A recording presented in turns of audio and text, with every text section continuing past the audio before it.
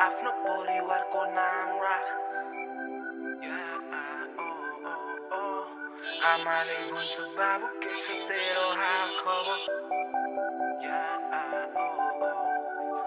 बाबुले भन्छ छोरो के गर्दैछस् आजकल। हे दिदीले सोध्यो के चल्दैछ तेरो कामकाज। दाइले भन्छ आफ्नो परिवारको नाम राख। आमाले भन्छ बाबु के छ तेरो हाल खबर। बाउले भन्छ छोरो के गर्दैछस् आजकल। केही पनि गर्दिन म यतिकै बसिरहेछु। किन होला म आजकल एकदमै साइको भएको। फ्याट स्याट खान्छु अनि जोइन्ट सोइन्ट तान्छु। किन होला म आजकल एकदमै साइको भएको। केटाहरू बटुलेर गल्लीतिर जान्छु दिनभरि गोटीको चार्जमा। दिनभरि गोटीको चार्जमा। छैन केही अप्सन गल्ली मेरो जक्सन। ढिक्का र ब्ल्याक मेरो हातमा।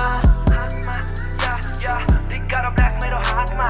जहिले पनि खान्छु अहिले पनि तान्छु। मरेरै जानु छ लास्टमा। एक दिन मरेरै जानु छ लास्टमा। जब जान्छु म मरेर मलाई जलाउँदा मेरो धुवामै गाँजाको बास्ना। जिन्दगी यसरी चल्दैछ खासमा। मेरो कोही छैन आफ्नो मान्छे वरिपरि। आज बोल्न खोज्दा बित्दैन मेरो बोली पनि। त्यति माया गर्ने छम्माले पनि छोडी गए। तर बाले भएन एक्लै बस्दिन्छु भोलि पनि। मेरो दिदीले सोध्यो के चल्दैछ तेरो कामकाज। आमाले भन्छ बाबु के छ तेरो हाल खबर। घरबाट धेरै टाढा छु आज म भुसिया कुकुर झै छाडा छु। सामान उठाउनलाई डिलरसँग जहिले पुग्ने गर्छु म बालाजु। अनि झ्यापमा फर्किन्छु बाटोमै हल्ला गरिदिन्छु।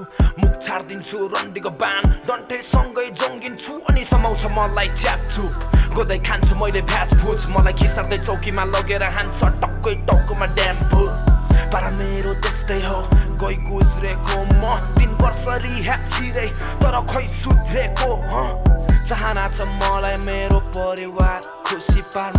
तर पनि मलाई मेरो बाउआमाले बुझिरहेछ। मलाई खुसी बनाउन आफ्नो आँसु पुछिरहेछ। यो सब देख्दा मेरो मन निकै दुखी भएको छ। कसरी भनौँ म आमा तिम्रो मुख अगाडि बोल्न गाह्रो लाग्छ। तिमी कराउँछौ त्यसपछि पारो तात्छ तर थाहा भयो आज जिम्मेवारी सबै मेरो काँधमा छ। त्यसैले अब म केही गर्ने सोचिरहेछु आजबाट। अनि केही गर्ने आशा त्यसैले हाँसेर बाँच्छु। आफ्नो जिम्मेवारीलाई म आफ्नै काँधमा राख्छु। मलाई राम्रोसँग थाहा छ अहिले म कहाँ छु। जहाँ भए पनि आमा बाउ म सधैँ तिम्रै साथ छु। मेरो दिदीले सोध्यो के चल्दैछ तेरो कामकाज। आमाले भन्छ बाबु के छ तेरो हाल खबर। दिदीले सोध्यो के चल्दैछ तेरो कामकाज। दाइले भन्छ आफ्नो परिवारको नाम राख। आमाले भन्छ बाबु